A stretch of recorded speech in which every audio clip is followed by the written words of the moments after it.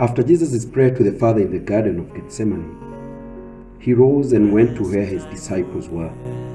He found that they had been overcome by sleep, instead of at least praying with Jesus, even for about an hour. Jesus used to sleep very little himself. He would pray all night many times. Many times, he would see Satan planning to tempt his disciples, and then he would really pray for them that God would lead them away from temptation. However, his disciples were not used to praying for long. You see, because they had Jesus all the time with them, they did not see the need to talk to God so much. Anytime they needed anything, they would just simply go to Jesus and ask him for it. But now, Jesus knew that very soon he would go away from them.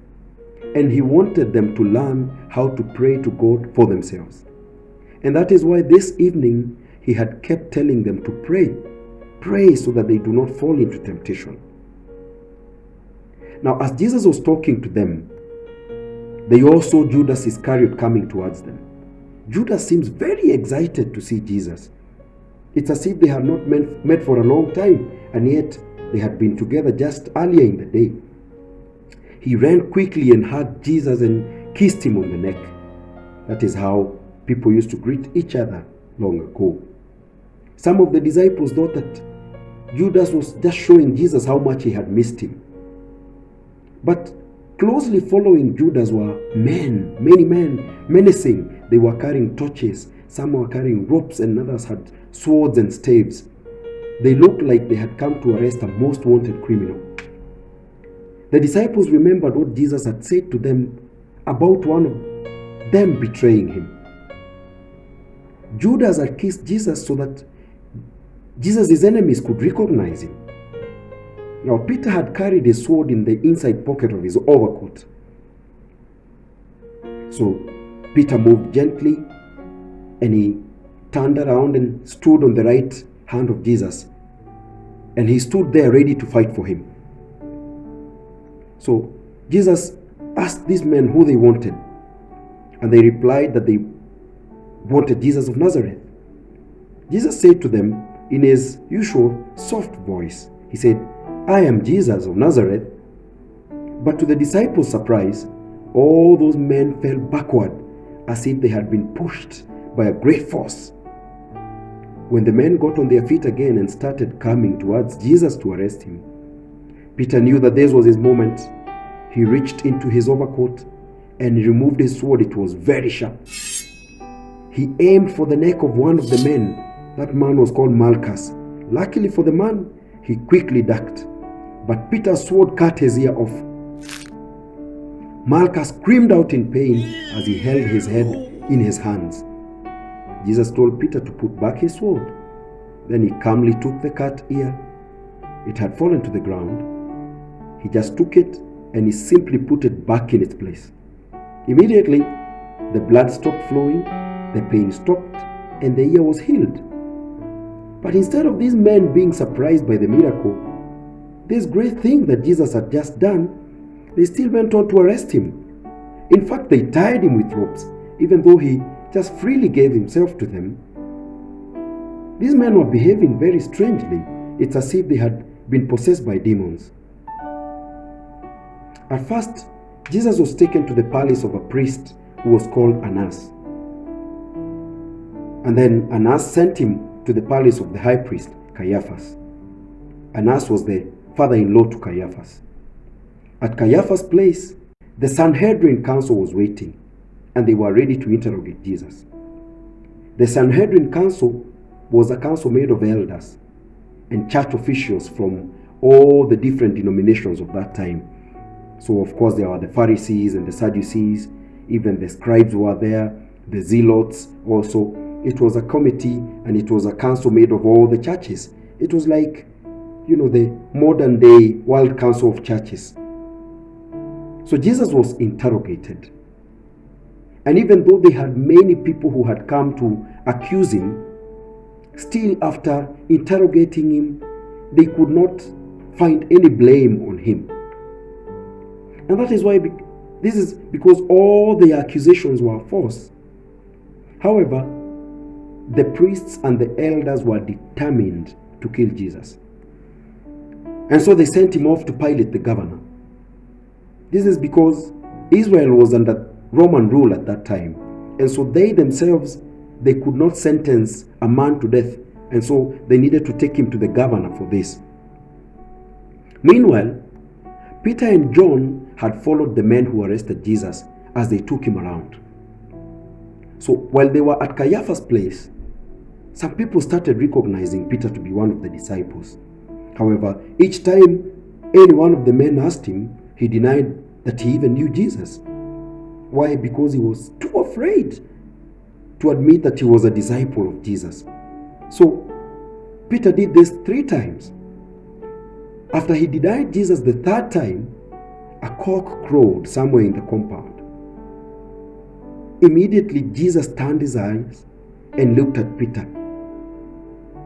For a moment their eyes were locked. Peter remembered what Jesus had told him the previous evening. Peter felt so ashamed of himself that he just broke down and started crying.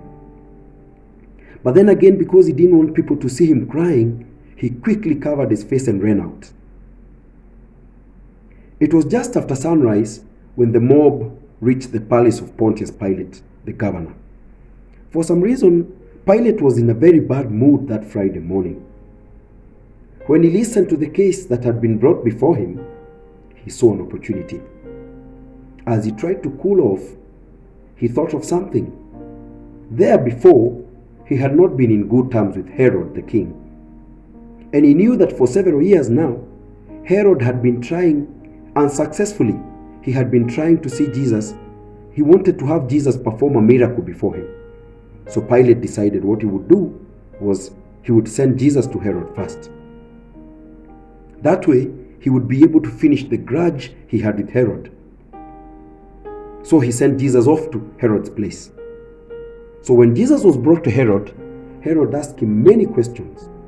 But surprisingly, Jesus did not answer any of the questions. The priests and the elders also, they loudly accused Jesus to Herod. Herod was very confused by all this. First, Jesus did not answer any of his questions. Secondly, even though the priests and the elders had many accusations, when he considered all these accusations, he did not find Jesus guilty of anything. Herod could see that Jesus had not done anything wrong against the Roman law. He thought that even if Jesus, by any chance, had done maybe some wrong against the Jewish religious law, surely the mistake was not big enough to make him deserve to be crucified. Herod decided that he did not want anything more to do with Jesus. So he gave him over to his soldiers to torture him and make fun of him. But then later Herod sent Jesus back to Pilate.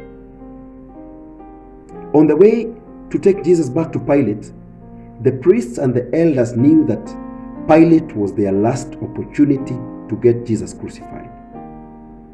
They also knew that every Passover, the governor had the custom of releasing and pardoning one prisoner. And they had a great fear that Pilate would decide to pardon Jesus. So they agreed what they would do was they would put a lot of pressure on Pilate to sentence Jesus to death. They also agreed that if Pilate failed to do what they wanted, they would threaten him, that they would accuse him before Caesar. All this time, Judas was following the crowd. However, he had disguised himself because he did not want anyone to recognize him. By the time all the crowd got back to Pilate's compound, the priests and the elders had really stirred up the people. They had really incited the people. The crowd was in a frenzy. Remember, this is very early morning, but most of the people, they didn't even know why they were making noise. They didn't even know what this all was about. They had just been told by the priests and the elders to keep interrupting Pilate by shouting, "Crucify him!" Every so often someone would say, "Away with him! He must die!" Pilate took Jesus and the priests aside. The crowd was too noisy for him to conduct the case out in the open. In secret, Pilate questioned Jesus. He tried him from all sides. Then he listened to the accusations, and then he questioned Jesus again. Still, he did not find any offense in Jesus. Jesus was like a perfect lamb. The perfect lamb that the Jews used to offer to their God for a sacrifice. Jesus had no fault. He had no imperfection anywhere. What do you think about it, Pilate? Sitting there, he said, oh, one day I was sitting there, I find no fault in him. Let's look at turn the scene just a minute. I can see him standing there looks around, his angered eyes looking at him, trying to find something wrong with him. Then he thought he'd find some favor with Caesar and so forth. I hear a horse coming. Listen at it, it's coming up the road. Horse is thinking, what is it? It's one of the temple guards. He jumps off, dismounts, runs up before Pilate, bows himself and hands him a note. Let's see Pilate. He opens up the note, begins to read it. His face turns white. His eyes set. His knees buckle together. What's the matter? Let's look over his shoulder and see what it is. It's from his wife, my beloved husband, a heathen. She was my beloved husband. Had nothing to do with this just then, for today I've suffered many things in a dream. He was white in his face. His bones went out of joint. His knees buckled together. That great proclamator. What do you think of him, Pilate? I wash my hands. No, you never. He spit on your hands.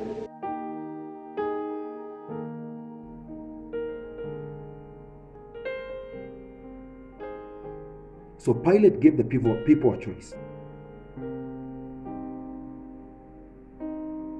So Pilate gave the people a choice.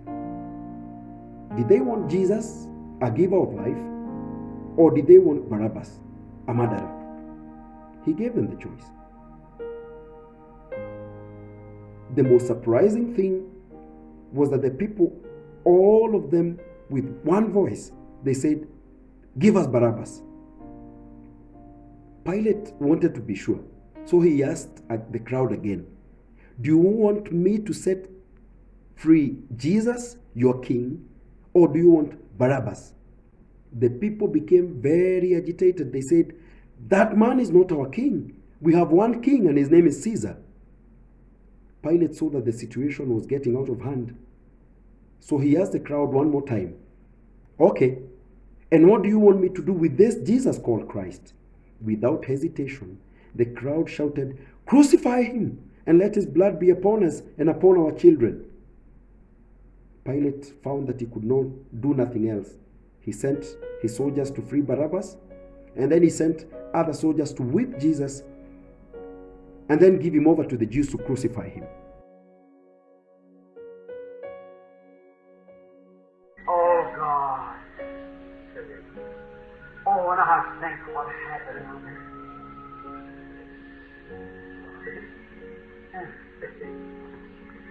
Even my bones tremble. I think of seeing that lamb when they hacked him, yes, put thorns on his head and pushed it down.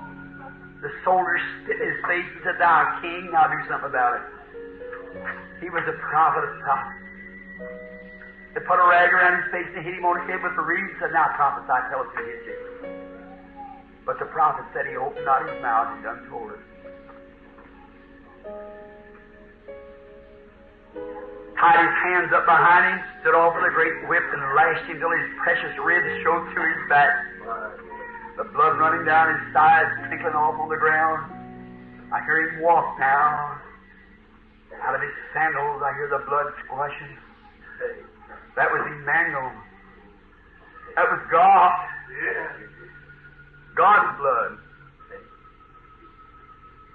And I see him put that cross on his back, that old blistering, ragged, rugged cross, and there he goes, laying across that sore back. Down through the street he went, the howling mob, laughing, making fun of him. There goes that prophet. There goes that great Jesus. There goes that divine healer. My Lord.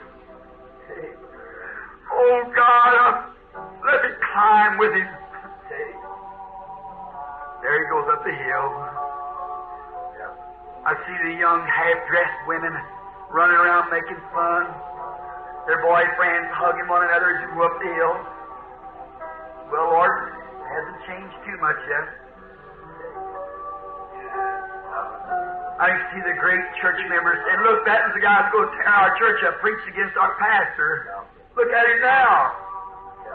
But the prophet said it must be that way.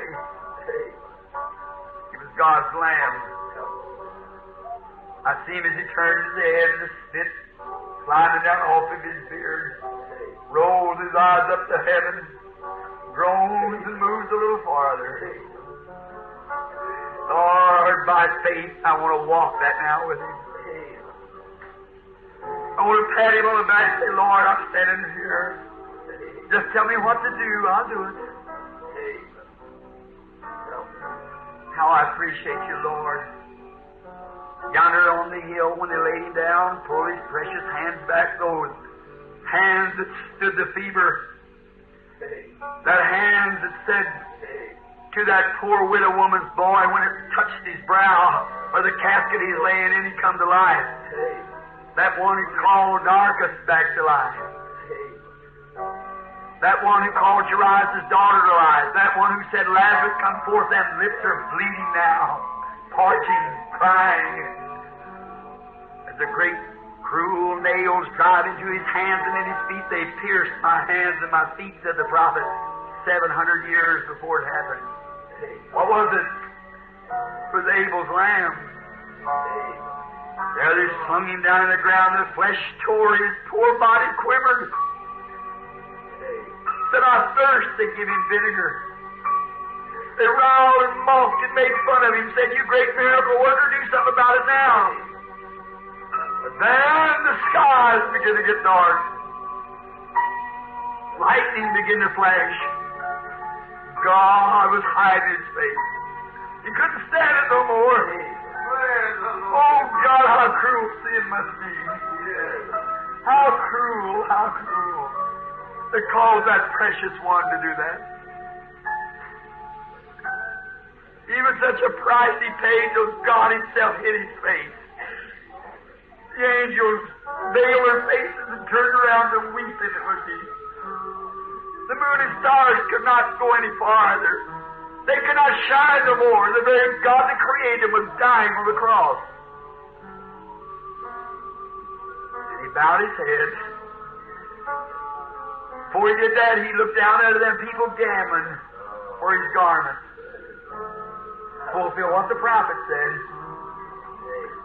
He said, Father, forgive them. They don't know what they're doing. All in love, Adam's lamb. God's provided lamb. Slain from the foundation of the world. There he died, friendless. Even forsaken by God himself. God and then his own Father forsaken him. Bleeding. Why did Pilate not just decide to let Jesus go? I mean, he had the authority. If he wanted, he could have just let Jesus go. He did not need to listen to the people. And why did he not even ask Jesus for forgiveness for his sins? He thought that he could just wash Jesus from his hands, but he found that he could not. When Judas saw all that had happened, he could not hold himself any longer. When he had offered to betray Jesus, he had never imagined that Jesus would let himself be arrested and be tortured like he was tortured. Judas was in utter disbelief. He decided that what he would do, he would take the money that he had been paid by the priests and return it to them. He still had all the money, 30 pieces of silver to be exact. He rushed off to the temple to find the priests.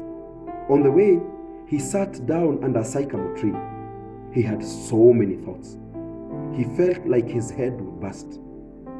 What he had just seen, what he had seen happen to Jesus, all the torture and all the whips, all the shame, it really haunted him. There was no way he could sleep at night with all those things he had seen happening to Jesus, just because he had betrayed him. When Judas finally rose from under the sycamore tree, he bought a rope. He knew he would use it after he saw the priests. None of the disciples could stand to watch what was happening. They all left all of them except John, the beloved disciple. It was too shameful to watch. Their beloved Jesus stripped of all his clothes.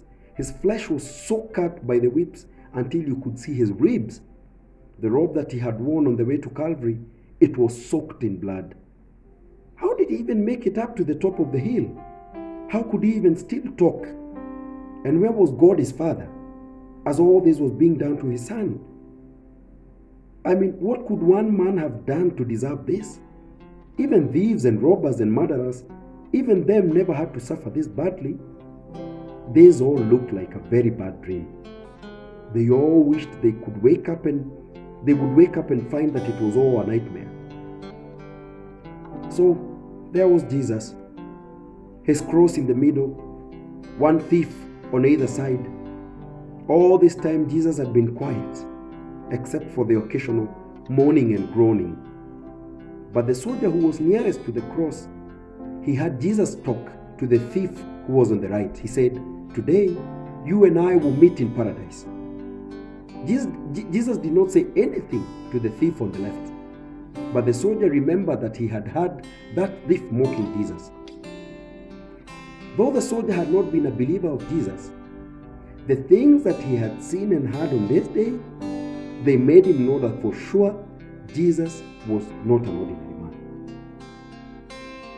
Then it happened.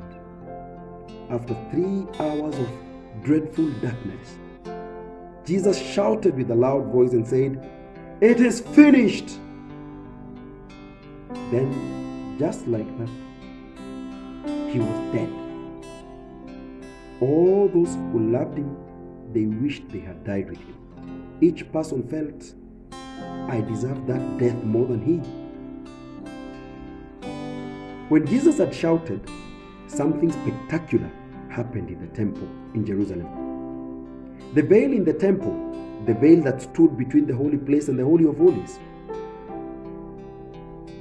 it split in two. The priests who were very close by said that they had heard something like thunder, and then something like lightning had come and it had cut down the veil. Also, the sacrifice blocks fell over on their own. The priests all ran out as fast as they could. And then a thought got them, and then they ran back because they wanted to sew back the temple veil. They did not want their God to be seen by the people. They did not want their God to be embarrassed. How come the Jews who had waited for their coming Messiah for thousands of years, how come they did not recognize him? How could such a person be so unknown by the people? It's very strange that even preachers, priests, and elders, all of them missed him. It is even more interesting because that on the day that he was crucified, the people did not seem to notice anything strange, and yet so many Bible prophecies had been fulfilled in a very few hours. Something must have really blinded the eyes of the people, their spiritual eyes. It was now almost sunset. 2 of Jesus' secret believers had come up with a quick plan to bury his body. That had to be done immediately because the following day was the Sabbath day. And so on the Sabbath, they would not have the opportunity to bury him. So they had a very short time to get him a grave and to bury him. One of them was called Joseph. He was from Arimathea. He bravely went to the governor and he requested the governor for the body of Jesus. Pilate asked his soldiers to confirm if Jesus had died.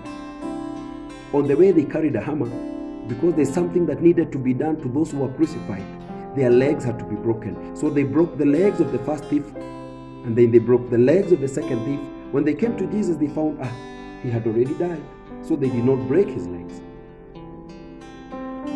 But then one of them took a spear and he thrust it into Jesus' side. And then, a wonder of wonders, there came out of his side blood, water, and then blood came out. It was a very strange day. And so they went back and they told Pilate, for sure Jesus had died. So Pilate told Joseph, you can go and take his body, you can go and bury it. Nicodemus was the other man who was a secret believer of Jesus.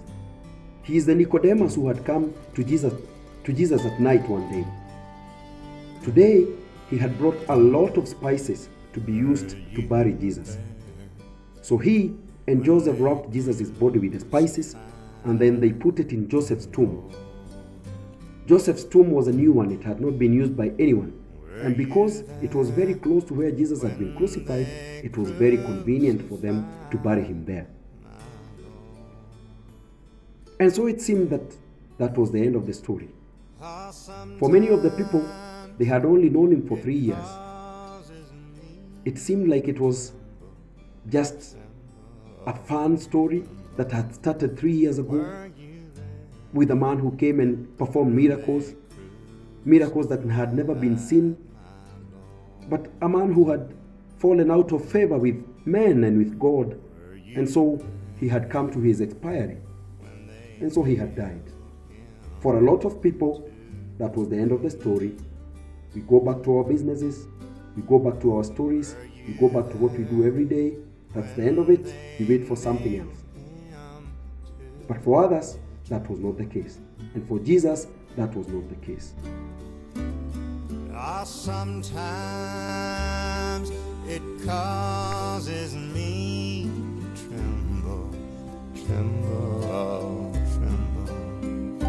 Were you there when they nailed him to the tree?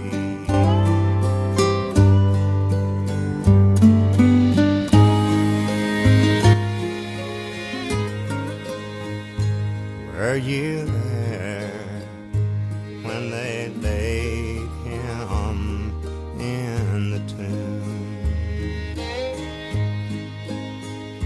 Were you there